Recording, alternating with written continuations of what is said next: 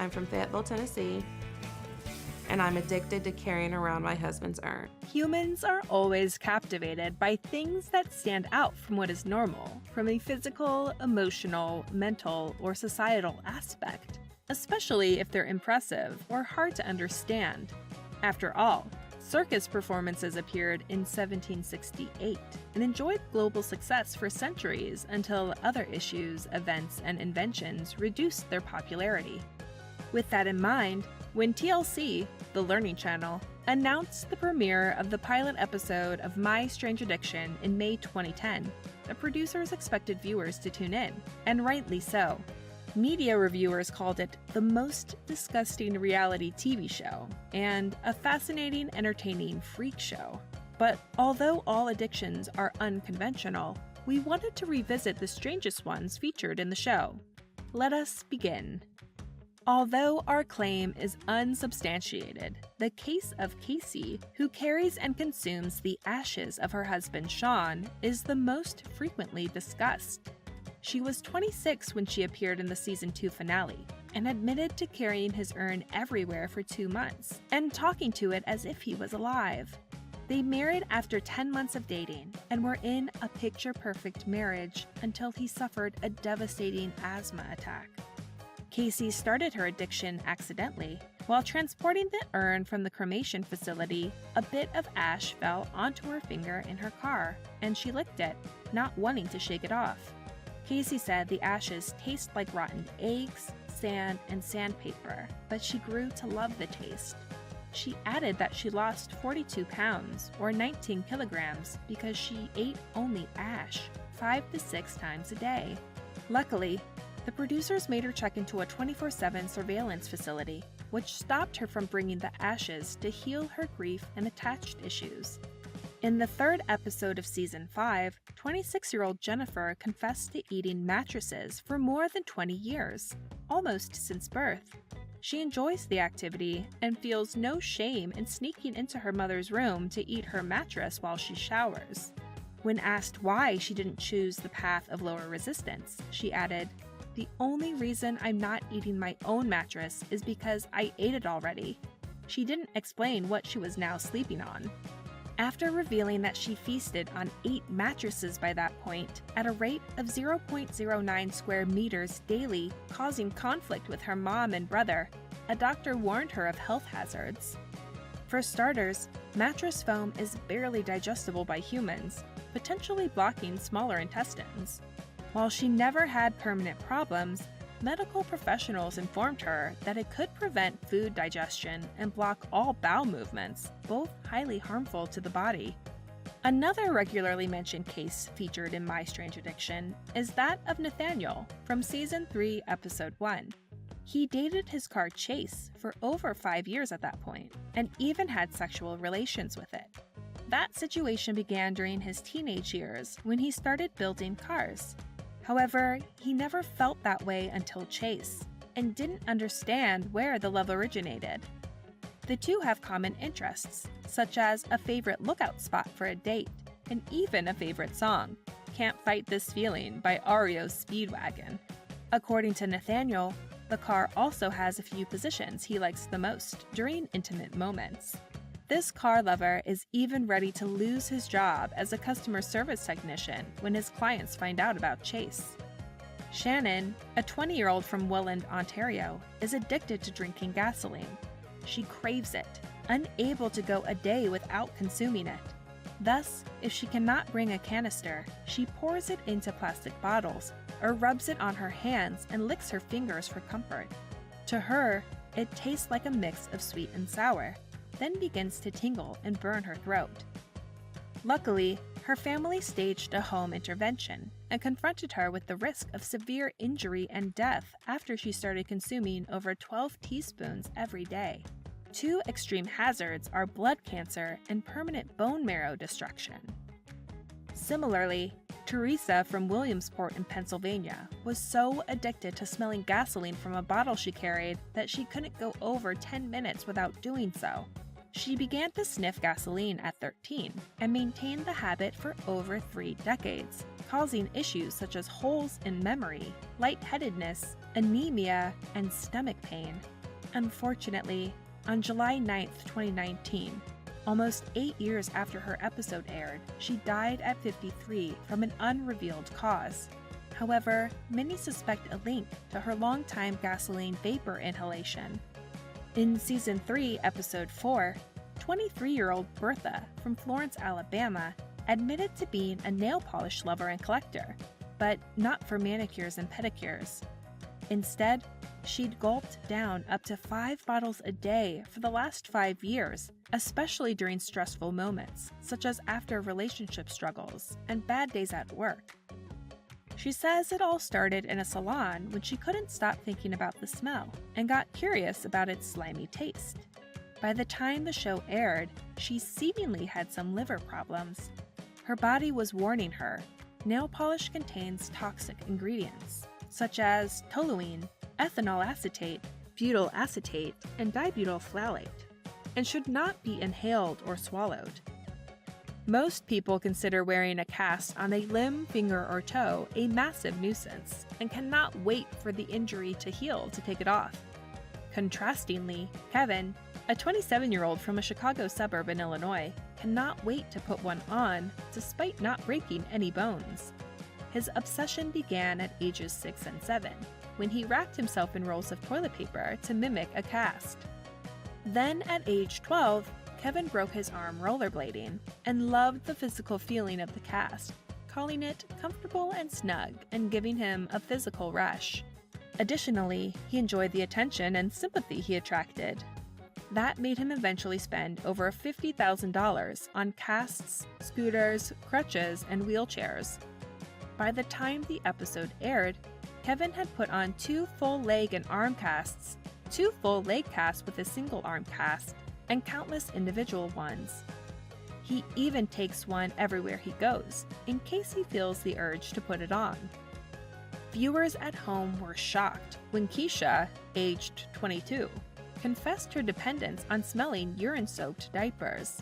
The pregnant woman from New York added that they taste like sour candy, and the more soiled and heavier they are, the more she felt drawn to them.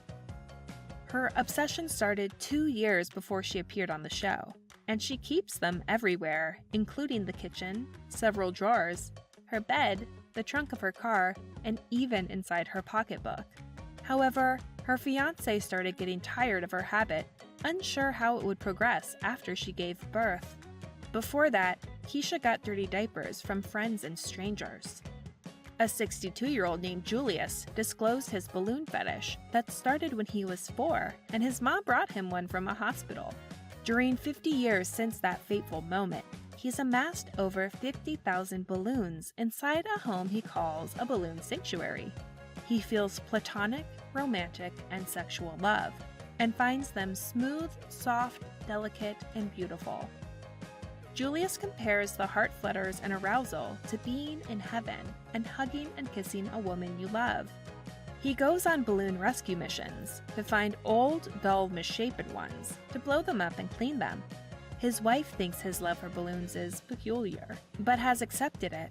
Moreover, a psychologist convinced him not to worry because he isn't harming himself or anyone else, and it makes him happy.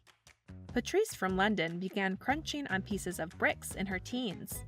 Curiosity made her start, after randomly remembering her grandma mentioned her dad and aunt crushing bricks and tasting them. Her husband Calvin knows of her habit and always cringes when he hears her munching on bricks in her bedroom or taking a detour to find a brick wall. Yet, despite knowing it has no nutritional value and can injure her teeth, mouth, and esophagus, Patrice feels the compulsion to eat more. She estimates she'd eaten half a ton of bricks in 12 years by age 28. Compared to many obsessions in the show, Lacey's is relatively harmless and, in a way, cute. However, it's undoubtedly strange that the 24-year-old cannot stop rubbing and smelling the head of her doll, Susie Q, throughout the day. Susie Q was complete when Lacey started bringing it with her for comfort as a kid. When the episode aired, the dark-skinned doll had no body, eyes, hair, or eyelashes, and became smooth over 2 decades of near-constant body contact. Her mom and cousins found her habit creepy and thought something was wrong with her. However, Lacey is addicted to the smell she describes as close to marshmallows and cannot leave her home without it.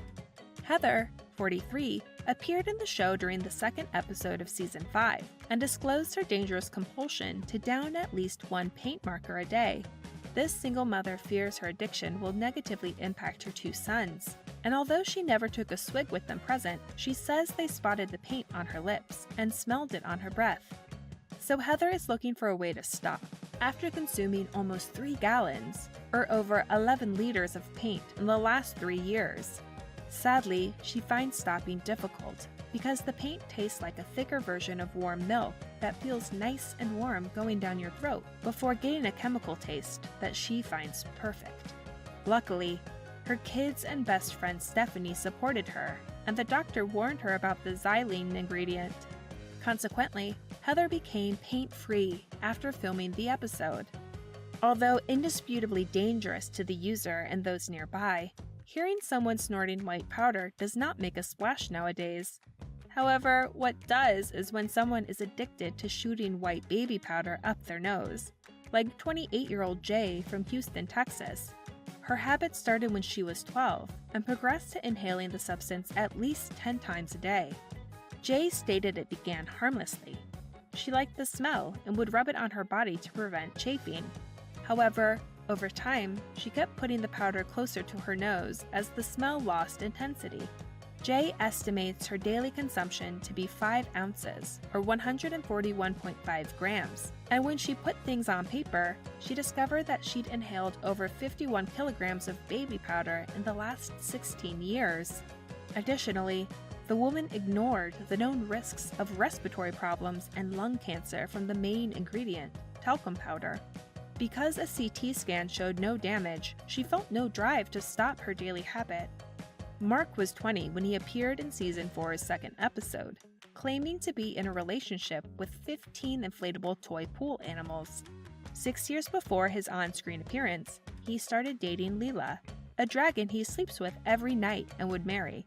However, the Redlands, California native also eats and showers with other inflatables and even kisses, hugs, and talks to them because they are soft and cuddly. According to him, they make him feel affection he never received from his mom. After they noticed his obsession, cousin Matt and friend Josh suggested he visit a psychologist, which he did. Unfortunately, while he began interacting with humans more, Mark still spends considerable time with his pool toys. Allison, a 19-year-old season 4 TV personality, begrudgingly confessed her habit of nibbling and munching on car tire shavings since 2007. She estimates her monthly intake of rubber reaches 14 pounds, or over 6 kilograms. She discovered it was hard to contain the obsession because they taste chemically, like a shock to your taste buds. Thus, Allison thinks she eats roughly 2 feet of tires a day and has ingested over 50 tires in her lifetime. Interestingly, she started doing this to save money, as she could get shavings for free. Sadly, despite health risks, Allison had only slightly reduced the amount she ate by the end of the episode. In the July 17, 2011 episode of My Strange Addiction, Nicole admitted to consuming drywall for over 7 years.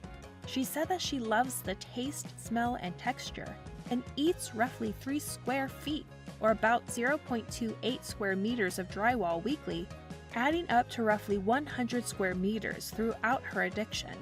Consequently, the walls of her house are damaged, and her family fears for both the structural integrity and her mental and physical health.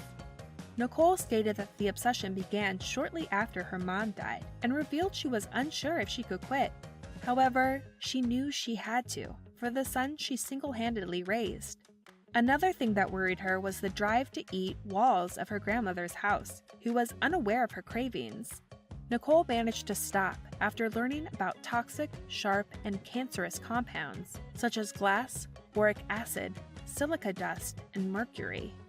Although not as unusual as the previous ones, the fetish of Lori Brody, who was 31 years old on December 29, 2010 when the first episode aired, is still concerning and unquestionably dangerous. First, it goes against the recipe for falling asleep and sleeping soundly, a dark, noise-free environment. She claims that the addiction began when she was 8 years old, and she now spends up to 8 hours a night next to a blow dryer to stay asleep.